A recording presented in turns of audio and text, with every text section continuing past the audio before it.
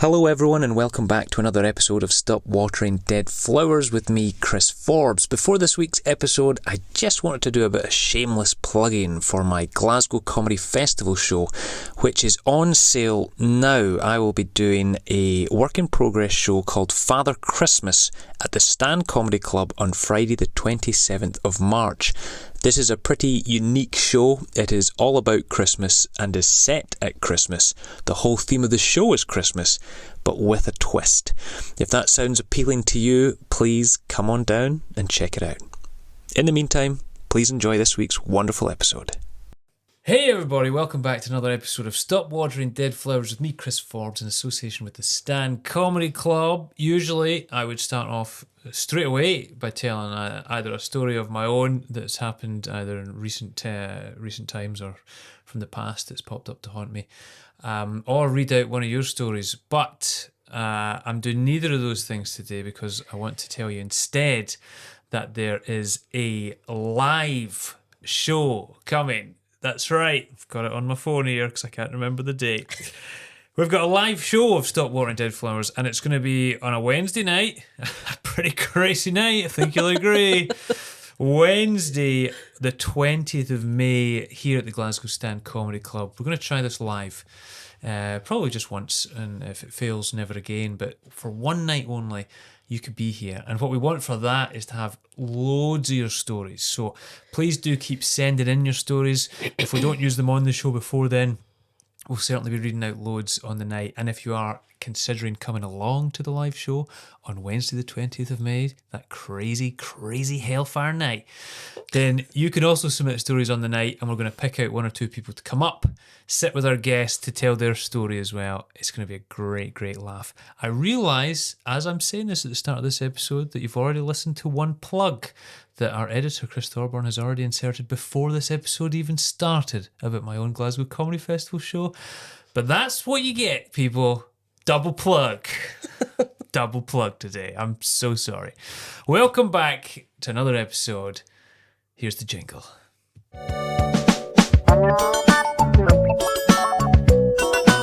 Stop watering dead flowers. I'm delighted to say... Seamless. Delighted to say our guest this week is the wonderful Amanda Dwyer. How are you, Amanda? Oh, I'm good, thanks, Chris. What did you think of the double plug? Shameless, Yeah. embarrassing, It's too much. bit much. It's awful. And I already feel bad about doing anything. I think this is why I'm so unsuccessful. I can't plug. Yeah. I hate to plug. It's the self-promotion element of it. It's not in our Scottish. I know.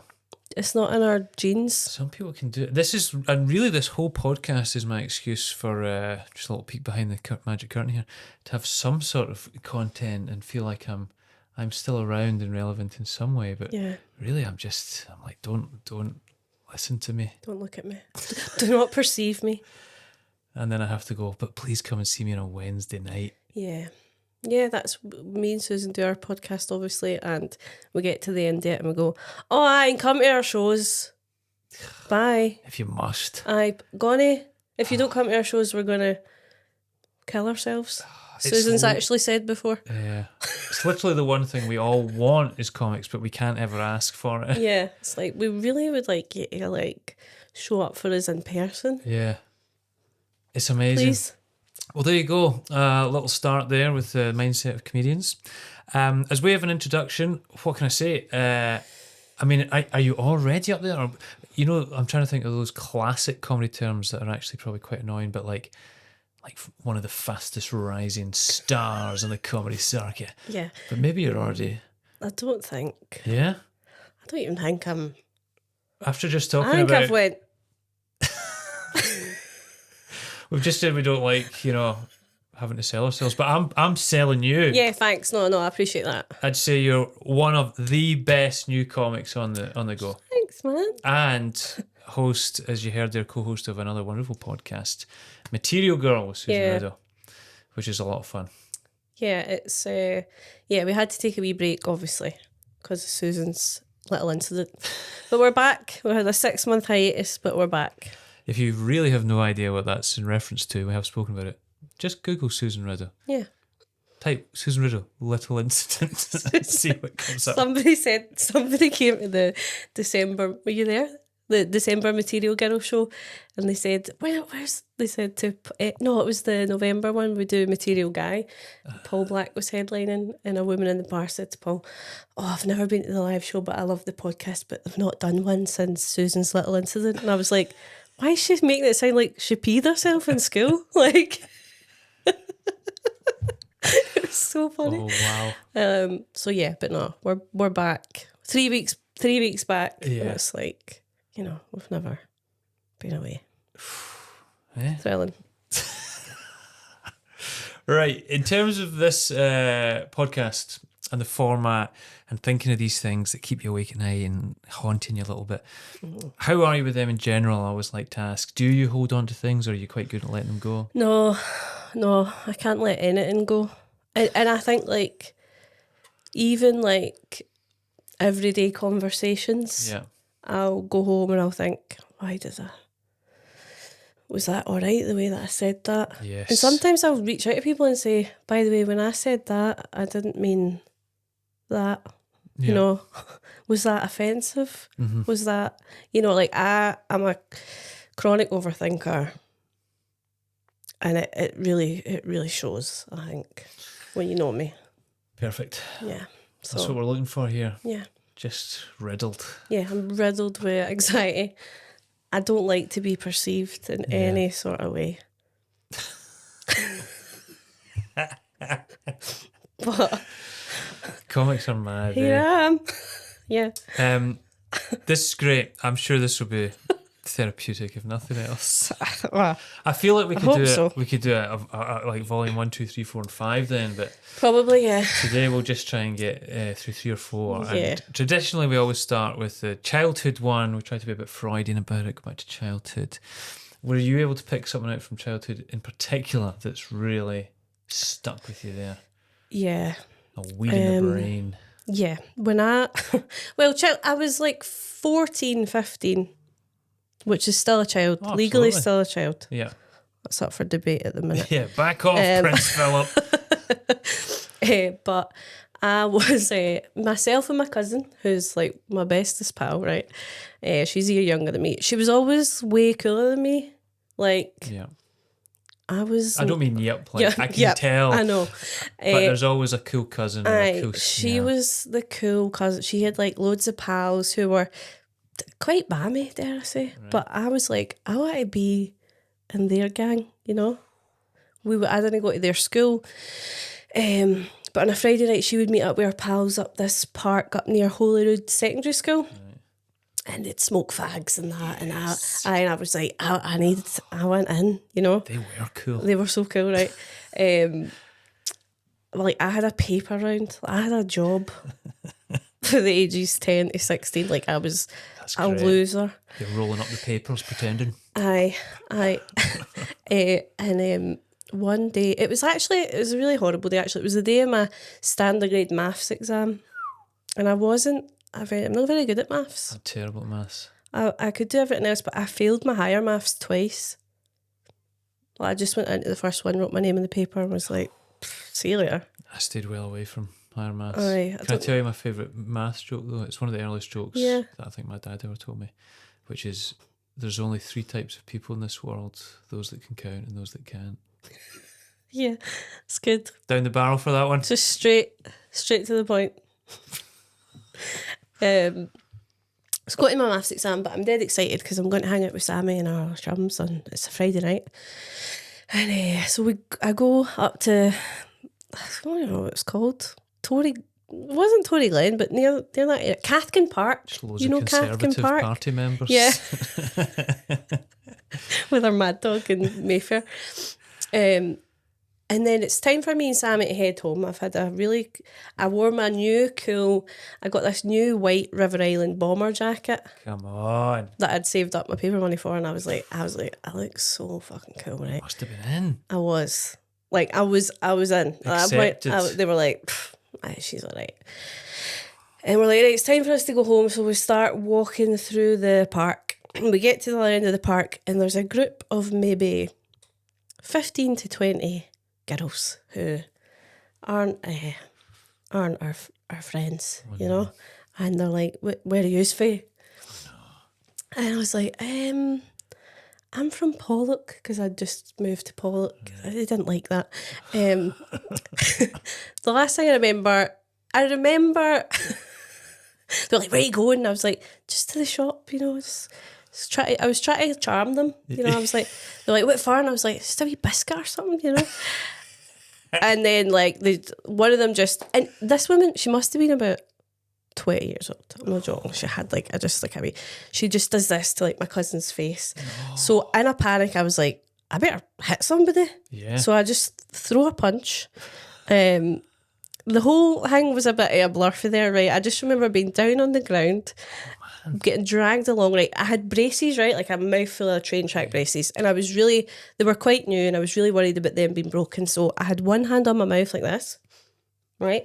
Well, they dragged me along the ground, battering me. And my jeans, my jeans started coming down. Getting dragged. Yeah. And I had a thong on. So I was being dragged along the ground, getting beaten up, pretty embarrassing anyway. My arse is now out. Oh.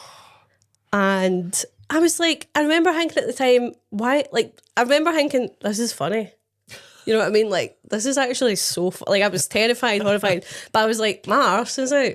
Nobody stopped to laugh. They just kept battering me. I was like, okay, they're insane. And then once the battering was over, I stood up, I pulled up my trousers, I found my cousin, and we're like, whoa, that was great. We're like, we better just phone a taxi and head home. Didn't even get the biscuit. No, didn't get my biscuit. And we get in the taxi, and the driver's like, has one of you stepped on shite? And I was looking around, my white jacket. No. Was caked in dog shit. Oh. And he was like, you need to get out. Come on. Kicked us out because I was covered in shite.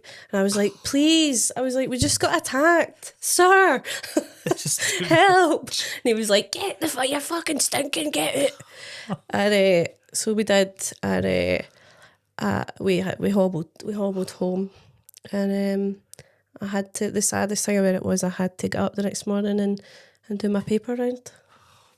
This is it's bad, isn't it? Can I say this? I think this is the most heartbreaking one so far. Would you say, Sean? Heartbreaking. This is a tough one. Yeah, but think about how you're getting battered. It's your first doing. It was my first ever doing. It's a Medal of Honour. And my arse was out the whole time. I'm glad that you were able to find joy in that. You know? When I stood up, I remember when I got to my cousin, we both just burst. I think we were like a bit in shock, but we just burst out laughing. We must have laughed for about 20 minutes straight, because we were just like, hilarious. What the hell? Oh my God. We just got our heads kicked in. I phoned one of my friends, like the only friend whose number I knew, and I was like, I just got a doing, man. She was like, right. And I was like, okay, bye. And then, you know... Do you know, as an aside, because it's just reminded me of something, it might not come as too much of a surprise to people that I've not been in too many scrapes. Mm-hmm. Okay. A lover, not a fighter. And any time I've been close to being in a scrape, my brother's normally been the one to jump in and deal with it. Mm-hmm. And one of the few times where I was attacked outside our local pub in Houston, and it was a thing where the police then were coming to our house. But just when you said that, it reminded me, I was almost on a bit of a high from being hit quite severely around the head, that when we got back to our house and we were waiting for the police to come, we just kept drinking and talking about it. And when the police arrived, they actually started to reprimand us, because they were like, look, you guys are too drunk to give a statement, type of thing. Like, we'll come back tomorrow. And like, it was wild. Like, we were kind of high on the adrenaline of a fight. There's nothing quite like feeling like I might die here, to feel like, wow, what a thrill. Yeah. I don't know if it's the exact same as, now I'm just kind of spilling horrible dark secrets, but because I quite like a wee gamble here and there, the one time I went to Vegas, I really lost the money, but it seemed like it was only enjoyable to either win big or lose big. Like, if you were anywhere middling, it was kind of like, well, what's the point of coming here? we were like, I can't believe how much money we've lost. Right. Like, I it was need kind to of be dangerous. 40 grand down. Oh, this was pointless. We were supposed to drive to LA, me and my pal Matt Brown, in a convertible, because it was a high school reunion thing from when I'd been over there, and we were like, we could get in a car and do the whole drive through the desert with our pals, get back there where I'll be flying home from, and we couldn't keep that car. Like, we'd booked that one, but then we had to give it back. And we got a Toyota Yaris, and driving through the desert from Vegas, and that was not cool. It's not cool. That's not it. No. But sorry, I digress. How is are you still pals with your cousin Sammy? You still see her? I'll see her tomorrow. We're best pals. We've not spoken about that I'm in a glad while. you went through that with someone that you were.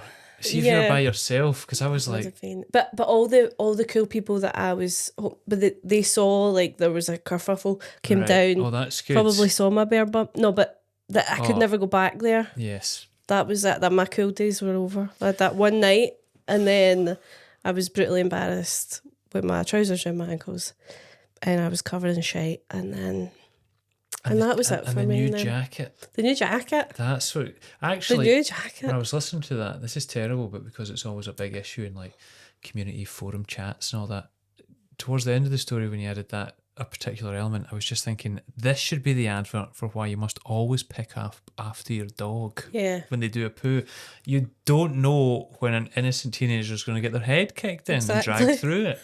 You need to pick up. Let them be dragged cleanly, at least. Piss, maybe. Shit, no, come on, guys. Come on. Did I deserve that? No. Shaming the older girls as well. Yeah. That just wanted a wee scrap for nothing. Yeah. But shame on you, taxi driver. Yeah. Wherever you are. Yeah, kicking us out because I was literally honking a shite. A medium amount of shame on you. Because they do have to keep their cars clean. Yeah, he's probably like, I've just said this valid, get fucked. I don't care if you get killed tonight. You're bringing my rating right down. That smell lingers. Get out. But no, that's a tip. What a way to start with that one. That was a big thing to go through. It was, yeah.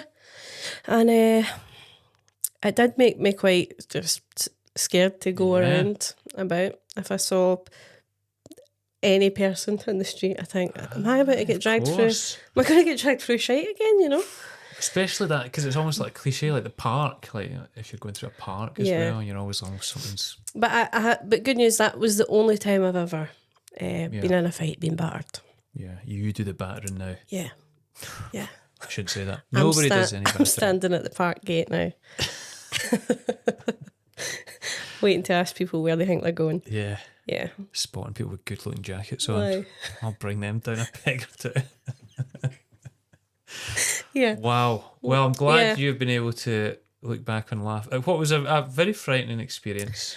It was over, but it was also instantly funny. Aye. But then the next day, there was literally like, it was doing the paper, and it was, Mum, I said to my mum, would you do my paper? And she said, what the fuck? And it was like limping around my paper with my sore head and my shitey jacket. Because you would have had to just give it a bit of a wipe down or something. I had to bin it. I had to go in the bin. There was no... My mum was literally like, get that in the bin. I was like, no. What was the worst thing? It was... I'm honestly caked in shit. Is there anything you think you would have done differently, or even could have? Like, when you look back at that, do you think, I wish I should have done this or said something? I mean, because... I ran. I should have just ran. I should have just went, nope. I mean, I don't know. They were clearly... I think the minute I saw them, I thought, I just knew we're getting battered here. Yeah. And then it was just like, well, let's see what happens. Looking back, I should have ran in the opposite direction. I'd still have my jacket today. Tripped your cousin up and then ran. Yeah. No, she was faster than me, so that would have been... And I mean, is it a weird question to ask? But you mentioned you were wearing a thong, but one, you were quite... were you pleased with your underwear choice? Because there was always that thing when you were younger, especially like if you're having to go to the hospital or something, your mum's like, oh, what, you were worried about what kind of pants you might have had on. Yeah, pants and socks. I would say, I think in school, because at that age you're in like fourth year, it would be the most embarrassing thing ever to have a visible panty line. Yeah. If the boys could see like a line of pants through your trousers. Any ammo there. Yeah. Yeah. That was horrendous. So certainly that's when I started wearing a thong. yeah, so you had to wear a thong. Thongs were all the rage back then. Did I wish I was wearing a full brief when my trousers were around my ankles? Yeah, I think I did. But a cool person wouldn't wear a full brief out on a Friday night, you know. It's good. So I committed to it. It was just easy. It was good. Yeah, no, I definitely regretted my underwear choice when my arse was getting booted. My bare arse was getting trampled on, you know. But potentially nice to know that they might have been doing the battering, but kind of going, oh, look at that. Like, fair play. But how were they not laughing? Nobody was laughing. If that is funny. That is insane.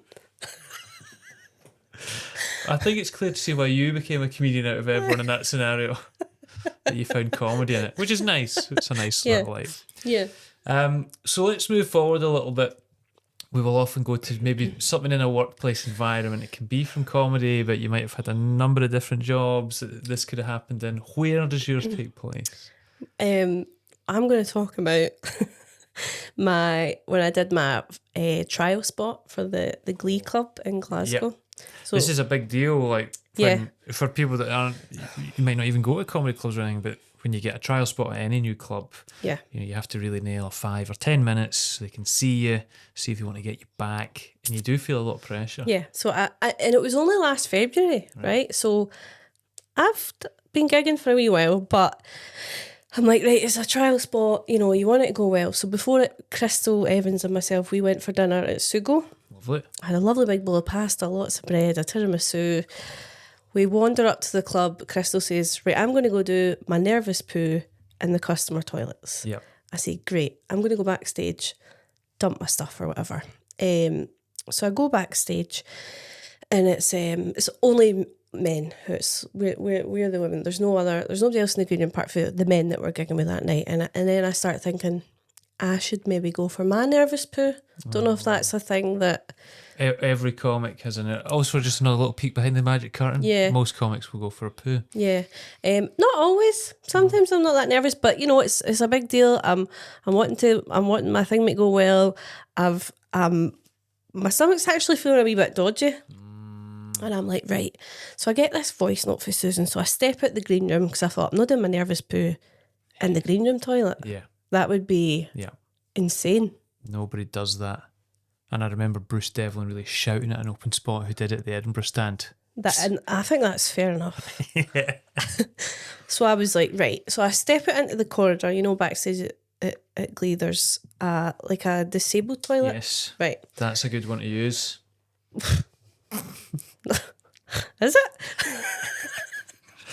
It's handy. So, very handy, right? So I think, oh, there's a toilet there. I listen to my voice and I go, I'll go in here, I'll do my nervous shit or whatever. So I've done my business. There's no toilet roll, but I've got my backpack on still. So luckily I've got materials in there that I can use. I stand up to go to flush the toilet. The flush is, I can't flush it because the flush is hanging off the toilet. So there's no flush. And I'm like, right, I'll just lift the cistern and flush it that way. It's screwed on. Oh boy. Right? Yeah. And I was like, oh my God. This is not a good start. The toilet is full of shit. Sorry. But like, you know, I was nervous. I'd had a big meal. It was literally the worst thing you would ever, you would never want anyone to see that you did this in the toilet, right? And I was like, fuck, like, oh no. What are you going to do, yeah? What am I going to do? Aye, so I come out the toilet and I'm literally sweating. I'm like, what the fuck? I look up in the corner, they've got a camera, right? So in my head, I'm like, I'm caught on film doing it. Like, what? Like, this is the end of the world. Yeah. This is the most embarrassed. Everyone's going to know it was me. Yeah. Who did the shit in the toilet that doesn't flush. So I'm like pacing back forward. I'm like, right, think. So I go into the green room, put down my stuff. Crystal comes back. She's like, but you know, the show's about to start and stuff. So she's on first. So she's away You've got doing some her thinking thing. time. Aye. So and I'm on. There's her. There's a break. Then there's me. And I'm like, right, fuck. So I'm backstage. You know when you can go along the back to come out at the end. Bits and all that. Aye, so I'm like, maybe they'll be like bleach something, just something. Very good on you for being just so practical. Like, I was like, I need to deal with this. I can't let another person see it, smell it, feel it, be aware of it. So I'm literally panicking in the back, and I was like, I can't find it. And I'm texting my partner at the time. I'm like, what am I going to do? He's like, it's Amanda, it's a shit in a toilet. Like, it's really no the end of the world. Yeah. And I'm like, no, it is. Like, no, like it is. I'm on camera. Like, they're not going to have me back. I was like, I'm going to need to go up to the bar staff and just admit, hey, I done a shit in the toilet. I will get rid of it, but I need resources. And then just in my head, I was like, you can't admit to somebody that you've just done a shit. Why is that so embarrassing? But I was like, I can't do that. Yeah. And all the stress of this made me need another shit. Oh, no. So I went to the customer once, and that was fine. And then I was like, right. And I go back into the green room. I'm literally like shaking. I'm like looking at that camera, and I'm like, what if somebody's looking at that camera? Like, what if there's somebody in an office somewhere who saw me going to that toilet that doesn't work? Yeah. And is like, better go down and check. She's not done a big shit in there. Like, all these insane scenarios were going through my head, right? I was just like, oh God, like, I felt like I'd committed a crime, and I was going to be prosecuted for it. Yeah. I go out the green room, there's got big jugs of water, and I'm like, if I could just get one of those jugs of water and just pour the water down the toilet, that would get rid of the poo. Gonna drown the bass. Yeah. But I can't very well be like, right, guys, Just taking this. I'm going to take this wee jug of water for a walk. Do you know what I mean? So I was like, what am I going to do? Like, Crystal's nearly finished her set at this point. Like, I'm on stage in 10, 15 minutes. So I go up to the bar, and I'm like, can I get a pint of water? They're like, there's water in the green room. I was like, please, just give me a pint of water.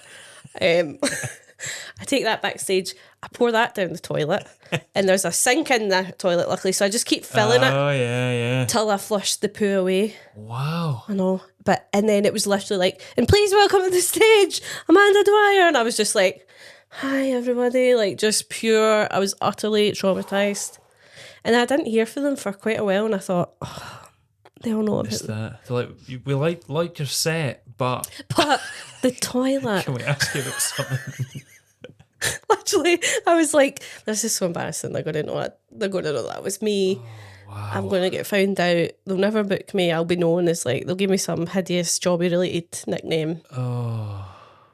And I mean, I think I got away with it apart from admitting it now on camera. Yeah, but you know, you're in now, and it's maybe they're just, oh, she's the phantom shitter. It's her, yeah. Wow. Like, but oh God. Do you know, maybe it was a blessing, because do you know, before those gigs you're really nervous about, you can't stop thinking about, it's the waiting to go on that's the worst. Whereas your mind was most definitely elsewhere. I was so occupied, yeah. Yeah. And the gig went great. And I can't help but think that, yeah, maybe it was because of that. That's what I'm thinking.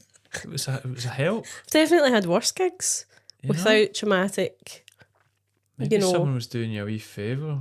Maybe someone saw you were nervous and they thought, oh, I'll switch the cistern off. Yeah. Switch the cistern off. Can you tell I know loads about plumbing? Just switch the cistern off. Just turn that toilet off. It was, I've never been more panicked and embarrassed, like pre-embarrassed. Like, really, I've nothing to be embarrassed about because I got away with it. Yeah. But I was already pre-embarrassed for myself at the thought that just people were going to know that I did a really upsetting poo in the toilet. Do you know, it is, you were saying, like, why is it so embarrassing? It's such a natural thing, but it is embarrassing. It is. And you've spurned a memory of, and I don't believe I've ever spoken about this on here, but when I went to live in America, I was staying with like a host family. So I was 16, I just had to go and live with a family that I didn't know. And so it's already awkward for at least the first kind of 3-4 weeks. But within the first couple of weeks, and I feel like American toilets are just different anyway, and I'd been introduced to a lot of foods, and I'd never had Mexican food. I was thinking of excuses, but I had quite a severe opening of my bowels. I remember a doctor saying that once. Like, when was the last time you opened your bowels? Quite a large episode. And to my dismay, it would not flush. And I'm like, not only well, I have no choice but to go and tell these people. I also have to live with them for a year. Yeah. This is really awkward. And what was worse is when I came out, I was like, and I'd been in there for a long time trying to like figure something out. Yeah. And then I just say, look, I'm sorry. I think I've blocked the toilet. And they were like, oh, that happens all the time. There is a plunger. That toilet's a bit tricky. So they gave me the plunger, and I thought, well, that's okay. At least they're not like having to come in. Aye, So I'm plunging it, and it's just not working. And then I had to come out and say, it's still blocked. And they went, look, when it gets like this, what we do is we get in the cup. I was like, what? And they gave me a cup, and I had to like scoop out the water because it had come up and up a few times, and I had to keep emptying it into like a bucket, like the mop bucket, just like shitty water. And until it was down far enough for them to and I just and halfway through I was doing it, the brother Kevin, he was kind of looking in at me. He was like, "Oh, I've had to do that as well." And then he saw me. I was like, "This is awful." And he went, "Oh, wait a minute, let me get you a cup with a handle," because I was using it was like a cinema cup thing that I was using. It was unbelievable. That's bad. Anyway, thank you for helping me remember that traumatic. There's have you seen? Bonding. We are. Have you seen the girl who posted saying she done a shit in her boyfriend's, like she was maybe meeting her in-laws or something, and she'd done a shit in the toilet and it wouldn't flush, but there was a cat litter box, so she took it out and put it in the cat litter, and then they were like, what's that all about? Because the cat had actually died like 2 days before or something, and she put her shit in the cat litter box. That is amazing. How bad is that? That would be, you would literally be like, no, it wasn't me. That is amazing. I know. How bad is that? There's so many wild stuff. You can't help but think of that mum. I actually sometimes feel really sorry for that girl in the viral video of, like, imagine you couldn't get rid of yours and someone burst into the green room and was like, which one of yours? Well, it was fucking one of yours. I honestly thought that's what was going to happen in the Glee that night. And just the thought of going up to the bar and saying, hiya, it's my first night here. Yeah. But I've done a big shit in the toilet that doesn't flush. Wouldn't it be great if we were the kind of people that could just... Because I can imagine real bravado people that would just own it. Be like, I've just taken a shit and it's blocked the toilet. Fucking hell. But... No, I was close to tears. Like, literally, like, this is the worst thing that's ever happened to anybody. Why do bad things happen to good people, you know? Right. Dog shit, human shit. I can't wait to see where we're going from. God. A lot of them are quite shit heavy, yeah. Let's go. Let's go. Oh God, as we enter the relationship one. That's the only one that's not. Let's go. Let's delve into the relationship one and see what's haunting you. Okay. It was quite a while ago. When was this? Probably like 17 years ago. Okay. Right? 16, 17 years ago. I'd started seeing this guy that I work with, and I'd been in a kind of a relationship for like 2 or 3 years before that. So I'd said to him, look, I'm not really like, I liked him. Mm-hmm. I liked him. He was nice. We got on, and he'd started like showing up to places uninvited, which is actually probably a bit of a red flag. But at the time, I was like, "Oh, that's cute." I was studying music at the time, and he would like show up to like our like uni gigs and stuff like that, and and I was like, "Oh," but actually, that's really weird, isn't it? Yeah. Anyway, so one night, we go back to mine or whatever. We don't sleep together because we didn't have a condom or whatever. And I was like, look, just so you know, like, I'm happy for us to have like a casual thing, but I don't want to get into anything because and he was like, no, I totally understand, I totally get it and all that. And I was like, okay, so, and we worked together as well. So I was like, I don't want to, you know. Yeah, it'd be awkward. So we went to the cinema, and sometimes he would come over to mine for a sleepover, you know. Nice. And but about 3 weeks in, he was like, he was a twin, and he was like, do you want to come and meet my twin brother and his wife? And I was like, here we go. I was like, no, no, I don't. Like, I thought we were just, I don't want to meet, like, no. I thought I was clear that this isn't a, I'm not taking this very seriously. Yeah. Can we chill out? Yeah. So I don't want to meet another exact one of you. Like, So one is enough. And he was like, all right, no, it's fine. It was just like a thought or whatever.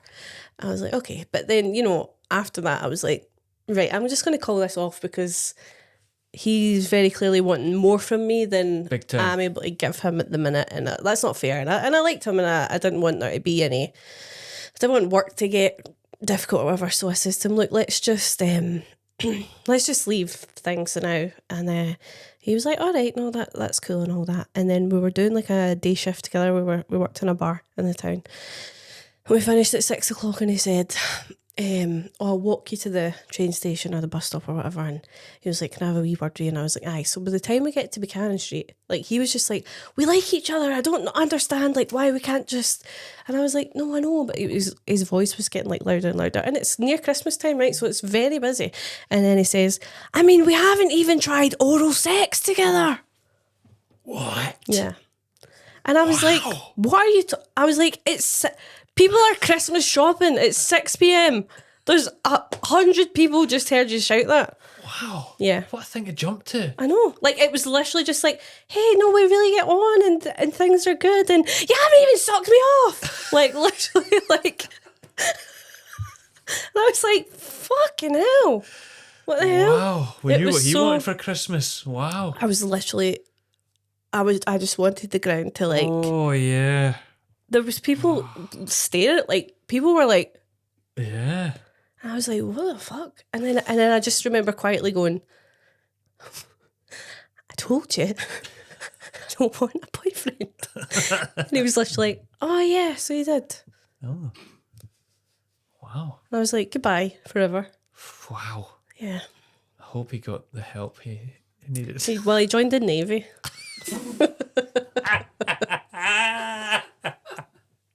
That's one way to get what he wanted, I suppose. Bit of a generalisation there. He joined the Navy, so he'll be fine. I think he'll be all right. Oh, actually, I think I took his virginity as well, because somebody in work told me after the fact that, he was a virgin.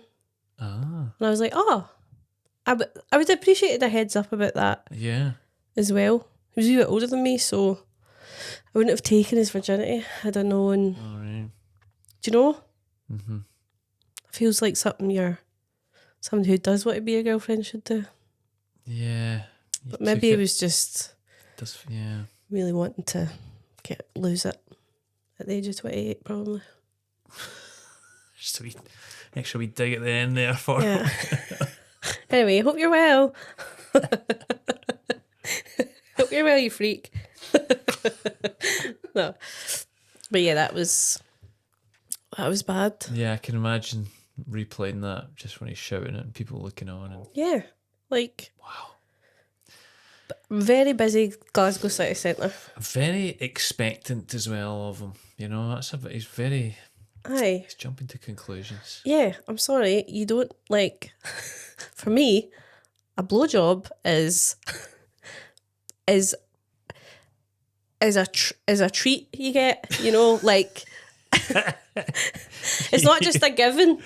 I need to really not like jumped through enough hoops yet, my friend. Literally, I'm not going to put it in my mouth after 2 weeks, after one trip to the cinema. Peace. I love thinking about when they upload these and the wee clips, and you have to click the "Is it made for kids or not?" on YouTube. No, Must remember to press no.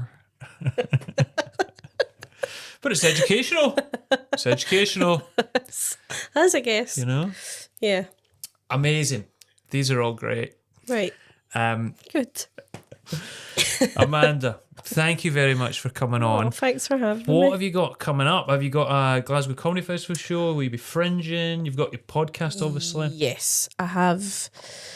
I've got a work in progress at the Glasgow Comedy Festival show on Saturday, the 14th of March, at Gale and Grain.